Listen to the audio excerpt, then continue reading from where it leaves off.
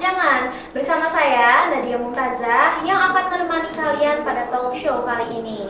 Nah, hari ini saya mau membahas topik yang deket banget nih sama kehidupan kita sehari-hari, yaitu tentang mental health atau kesehatan mental, khususnya di kalangan generasi milenial dan juga Gen Z.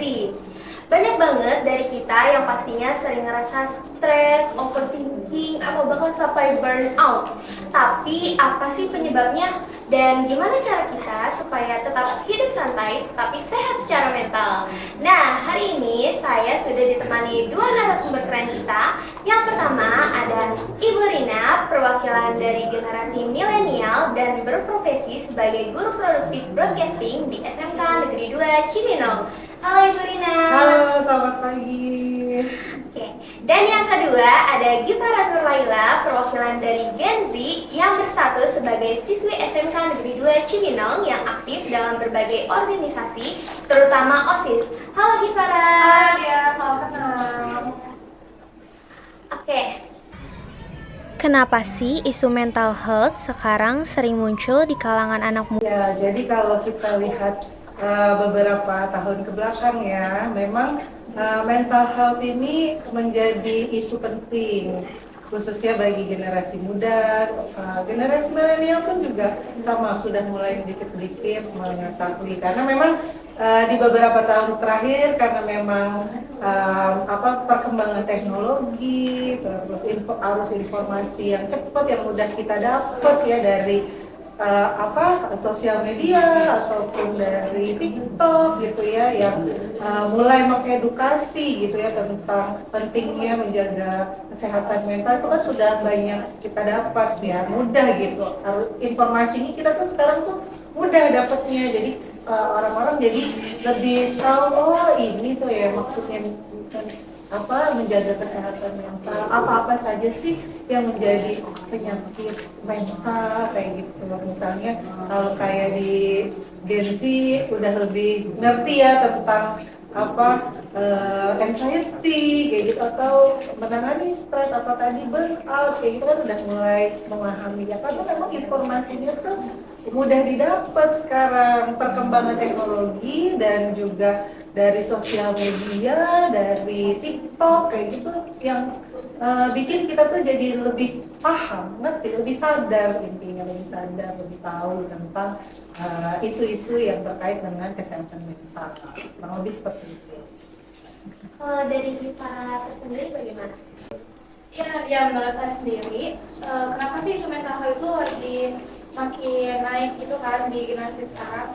Karena generasi Gen Z saat ini tuh lagi aware banget tentang perasaan, dan kita tuh lagi sering banget ngomongin tentang perasaan, dan lebih sering nyari bantuannya di media sosial. Jadi dari pengalaman pribadi saya yang saya lihat juga, itu tuh banyak banget di media sosial, banyak yang mencari atau menanyakan solusi bagaimana sih kalau misalnya kita lagi banyak pikiran gitu, atau kayak stres nugas dan lain sebagainya gitu. Nah, iya, poinnya sih tadi itu ya, generasi Gen Z ini lebih berani untuk berbicara, mengutarakan perasaan. Iya, karena ada perbedaan generasi juga ya. Betul, cara menyikapinya memang berbeda sekali ya, kalau ketika generasi kalian, Gen Z dan generasi ibu, khususnya milenial, ketika mendapat tekanan gitu atau stres yang timbul, itu memang sangat berbeda. Kalau di ibu, biasanya ibu kalau dapat tekanan sedikit atau stres ya, ibu lebih banyak diam. Justru kalau kamu kan lebih banyak mengutarakan kan. Nah, itu dia ya, entah itu di sosial media, entah itu pokoknya lebih dikeluarin aja dulu. Justru itu yang menurut ibu lebih bagus sih di generasi kalian tuh, punya keberanian untuk mengutarakan apa yang kalian rasakan gitu, dibanding disimpan, dipendem. Ya memang asalkan tahu batasan ya, bisa punya kontrol. Yang penting jangan sampai saking berani ngomongnya meluap-luap dan nggak punya kontrolnya terhadap apa tadi yang mau kamu utarakan. Yang penting sih punya batasannya yang jelas, boundaries kalau bahasa zaman sekarang ya, boundariesnya lebih clear, harus lebih clear, lebih sehat ya gitu. Kalau ibu mah memang lebih banyak diem, ya udah malah justru menarik diri biasanya dibanding apa mengutarakan. Tapi itu sebenarnya ya juga tidak baik kalau terlalu dipendem nanti ada meluap karena ya pasti kita punya daya tampung ya, ibaratnya perasaan kita punya daya tampung yang dimana ya itu jangan sampai daya ketika udah penuh tuh jadi luber. Sebaiknya sebelum penuh udah kita tuangin dulu, nah lewat medianya apa terserah, pilih aja tadi mau pakai media apa. Kalau zaman sekarang mah bisa lewat apa media sosial atau bisa journaling atau baca buku, tulis melukis atau apa, atau bahkan ada yang cara orang melepas stresnya dengan kayak ibu nih contohnya. Cara ibu melepas stres ibu adalah nyetir. Ibu nyetir. Kalau ibu stres, ibu udah tinggal pergi, yang penting bawa uang, bawa SIM, bawa KTP, STNK, nyetir pergi. Itu bikin ibu feel better, terus nyalain musik dulu. Nyanyi, itu apa? Coping mekanisme ibu ya, ibu udah tahu. Pokoknya daripada ibu meluapkan perasaan ibu dan takutnya melukai ya, misalnya kalau kamu udah ini, lebih baik ibu luapin dengan apa cara tersendiri. Makanya kalau ibu udah tahu terapinya untuk gimana meredakan stres ibu, oh iya nyetir aja keliling kemana tanpa tujuan yang penting apa semua stres itu reda intinya kayak gitu. Kalau dari Givara gimana dong cara menghilangkan rasa stresnya? Itu tuh kita bisa, kan banyak banget ya medianya seperti yang tadi Burita sampaikan. Itu tuh kita bisa media sosial, entah itu lewat WhatsApp, Instagram atau ya tuh. Dan kalau teman-teman di rumah tuh punya teman atau bestie, itu bisa juga sharing cerita ke temennya, gimana sih hari ini yang udah kalian lewati gitu. Terus yang paling efektif menurut saya itu adalah me time sih. Misalnya kalian punya waktu tersendiri supaya kalian juga bisa relax gitu. Tuh, me time itu penting, penting banget. Jadi apa kan kalian aktivitasnya padat nih ya, dalam seminggu 5 harinya tuh full untuk sekolah, betul sampai sore kadang masih ikut bikin tugas atau ekskul, betul, atau ada yang juga les misalnya kayak gitu kan ada udah Juga kan bisa bikin jadi stres. iya itu kan tekanan kan berarti kan ada tekanannya kan, tekanan ya di sekolah, di sosial gitu kan. Nah apa ada waktu 2 hari untuk libur, makanya me time itu sebenarnya take a break, ambil jeda sebenarnya, ambil waktu me time untuk kalian yaitu tadi merefresh ibaratnya, merefresh apa yang seminggu sebelumnya gitu ya udah 5 hari sebelumnya udah full gitu. Nah refresh deh kalian, boleh juga dengan kegiatan yang melibatkan keluarga, misalnya masak bareng keluarga juga sehat loh. Apa kalian malah jadi punya keahlian lain lagi, jadi punya kemampuan memasak gitu kan, ibaratnya itu bagus. Dan mungkin me time yang orang pikirin tuh harus kumpul gitu ya, padahal dengan kalian olahraga itu lari pagi atau bersepeda itu tuh udah termasuk me time sih. Apalagi itu kita bisa bikin badan kita sehat, entah secara fisik maupun mental. Betul sekali. Apalagi untuk generasi ibu yang hidupnya sudah lebih panjang kan dari kalian, pasti kan tekanan hidupnya lebih berat dari segala arah gitu ya ibaratnya. Jadi sebenarnya me time tuh ambil yang simpel-simpel aja, nggak usah yang dipusingin harus jalan-jalan kemana misalnya. Bisa makan makin bikin kita stres Iya, juga. benar. Betul, malah makin ingin karena pulang-pulang sebenarnya kan kita berusaha mengalihkan ya rasa itu gitu ya, rasa misalnya tadi nggak enaknya. Nah, sebaiknya pilih aktivitas yang sederhana tapi mindful gitu, bisa kita rasakan gitu. Mindful itu bisa kita rasakan saat itu. Tadi lari pagi, misalnya lari jogging, atau kalau males lari jalan aja keliling komplek atau keliling apa jalan-jalan kaki itu sehat loh, jalan kaki itu sangat sehat.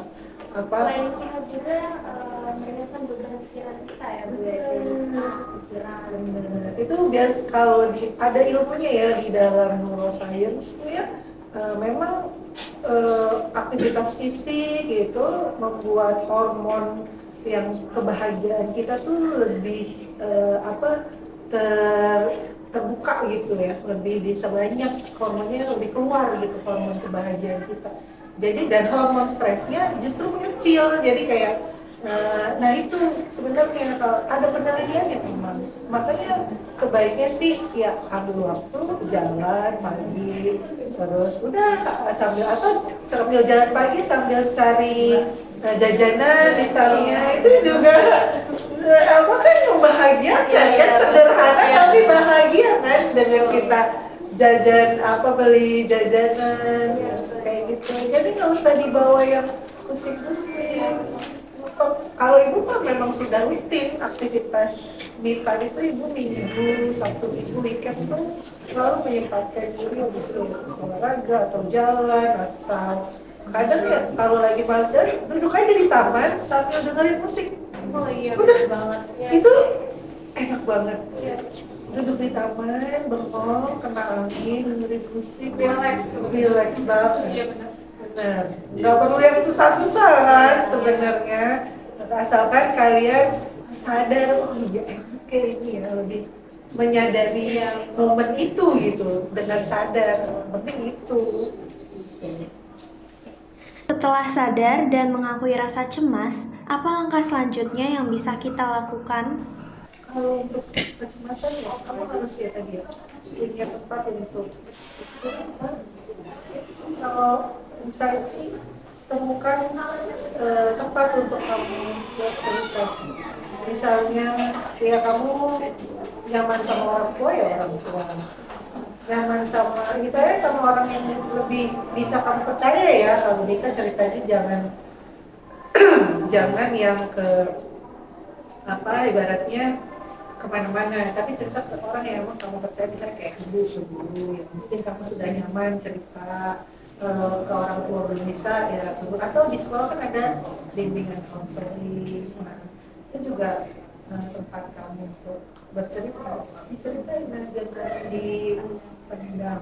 Karena banyak banget nih anak-anak yang suka memendam masalahnya sendiri karena takut kalau cerita ke orang tua bakal dijudge, karena kan perbedaan generasi juga ya Bu. Jadi orang tua tidak terlalu memperhatikan tentang kesehatan mental. Betul. Ya itu karena rasa takut ya tadi, mungkin ke orang tua ada takut dijudge, takut dimarahin, takut di ini, akhirnya ya itu tadi menuntut yang kamu yang efeknya kan ke kamu gitu kan, yang tidak dikelola jadinya kan, yang karena apa ya tadi ya ibu bilang, temukan orang yang tepat untuk cerita problem kamu, misalnya ke ibu atau ke guru BK, itu ceritain aja semuanya. Insya Allah sih kalau namanya, apalagi kalau di yang belajar psikolog itu kan sudah disumpah ya untuk tidak akan menyebarkan atau apa, ibaratnya cerita kamu ibaratnya pun di-keep sendiri gitu ya. Bahkan psikolog pun tuh sangat anti asal ngejudge gitu ya Pak. Seorang psikolog pun membuat diagnosa itu kan juga penuh kehati-hatian, jangan sampai salah diagnosa, jangan sampai salah diagnosa, yaitu jangan kamu salurkan semua ketakutan kamu itu, karena biasanya awalnya tuh anxiety karena ada trauma mungkin di masa lalu, ada rasa tidak diterima misalnya, atau bully ya kan, itu kan trauma kan, jadi trauma kan, bullying di masa lalunya.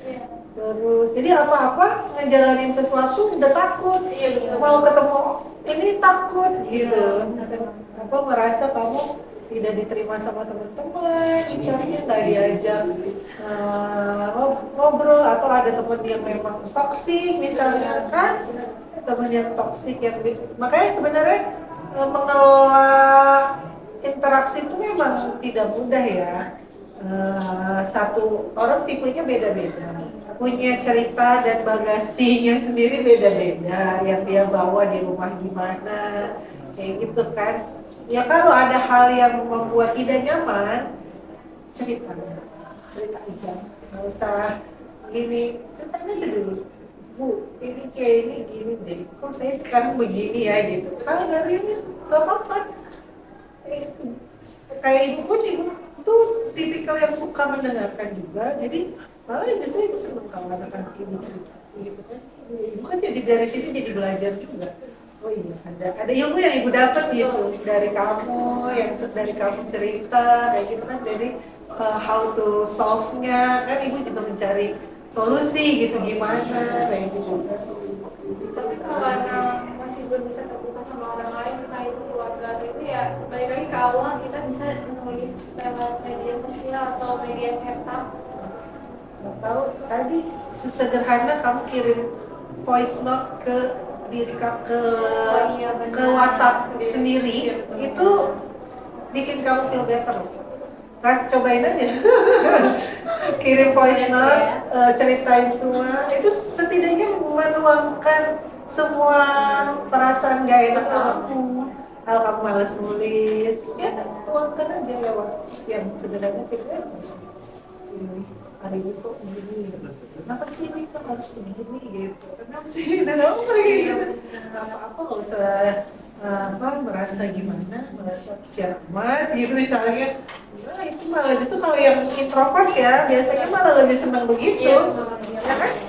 Kalau yang introvert dibanding mesti cerita sama orang ya kan, itu jadi ya itu lebih senang. Atau boleh juga dengan nangis, nggak apa-apa, nangis itu juga sehat, sangat sehat, karena emosinya keluar.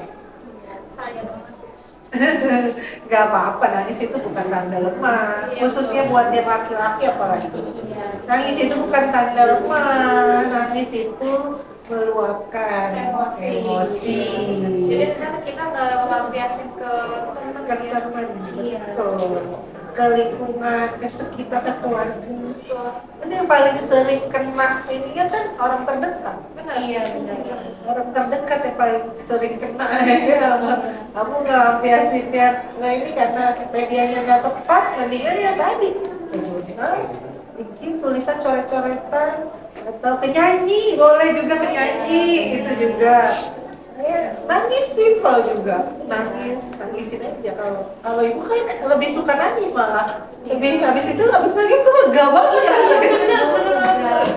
Iya kan, kayak itu sehat lah, apa-apa, nggak usah takut dibilang cengeng, nggak usah takut dibilang cengeng, malah sehat, sangat sehat.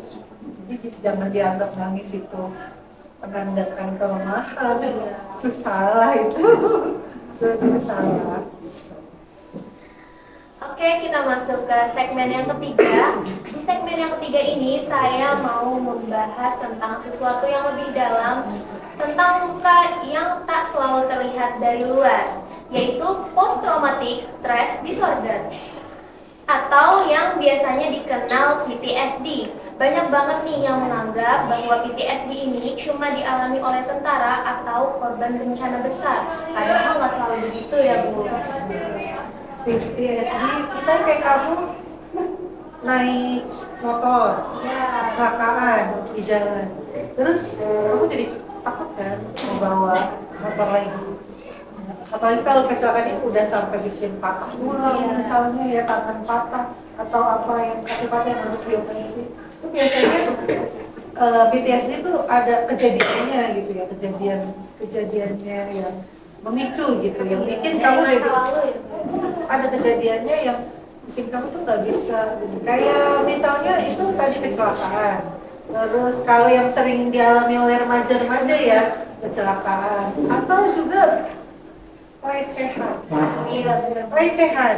Iya. Ini yang berbahaya ya. Iya, benar. Kadang pelecehan ini kayak dianggap kayak hal yang tabu gitu ya. Hal yang kayak misalnya kan kayak kalau kamu dengan menceritakan kan kamu jadi kayak takut ya dianggap diomongin orang ya kan kayak takut iya lebih takutnya kan ke situ kan. Gimana cara mengelola PTSD biar nggak sendirian dalam proses penyembuhan? Memang ini butuh pendampingan nggak bisa cepat ya. Emang kalau yang berhubungan dengan mental itu memang membutuhkan orang lain ya? Iya betul harus ada orang yang paham keilmuannya, harus ada orang yang sadar ya, bahwa hal itu bisa mengganggu, bisa berakibat macam-macam. Kan harus disadari dulu, harus diterima dulu ya.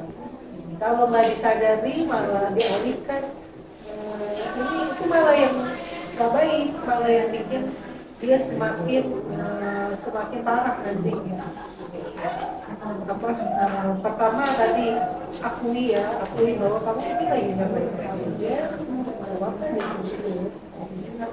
Mungkin orang medianya macam-macam, ada yang lewat status, ada yang lewat TikTok, kan? Ada yang lewat Instagram, ya kan? IG stories, ya kan? Ya sebenarnya itu kan media juga untuk mengalihkan semua itu kan. Nah, apalagi yang kalau PTSD kan butuh penanganan khusus. Dari masalah juga ya. Butuh itu harus benar-benar di terapi yang lumayan intensif ya, terapi lumayan intensif.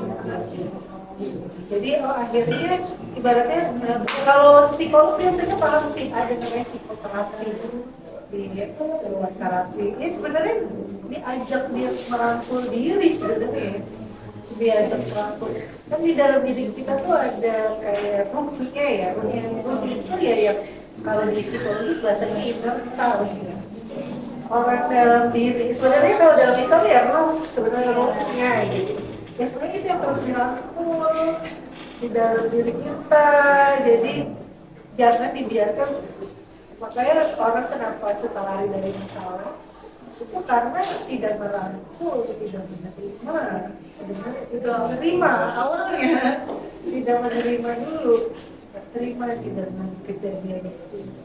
Terus apalagi akhirnya pelampiasan kan mengalihkan tuh. Itu yang nggak diobati yang kayak gitu. Hal yang paling sederhana itu cuma sadar dan biarin diri kita untuk istirahat sejenak ya gitu. Itu yang penting. Daripada kita terus berlari dan nantinya malah meluapkan ke hal yang seharusnya udah gitu. Di salah satu diskusi ibu bersama psikolog waktu itu, psikolog ibu sampai ngomong gini, kan ibu juga udah melewati proses itu ya, sampai ngomong gini ya, sampai ibu Rina sudah berlari lagi, kalau itu langsung jelek, langsung jelek. Oh iya selama ini nggak disadari dan diakui gitu ya, dibiarkan berlari terus. Itu kata-kata itu langsung benar-benar kayak tak banget di itu gitu sama psikolog katanya sedang nggak berlaku lagi, sedang menghentikan sekali, ini langkah untuk sembuh, ini langkah besar untuk sembuh. Insya Allah kalau ibu terus merangkul diri ibu kayak ini, itu akan pelan-pelan bisa lepas nih dari depresi. Ini kita dirangkul tuh diri kita di sini. Ya bahasa sekarang itu inner child ya. Inner childnya dirangkul biar kembali ke diri. Pada Ibu Rina dan juga Ipara telah meluangkan waktunya pada pagi hari ini. Semoga obrolan kita hari ini dapat bermanfaat bagi kalian semua yang menonton.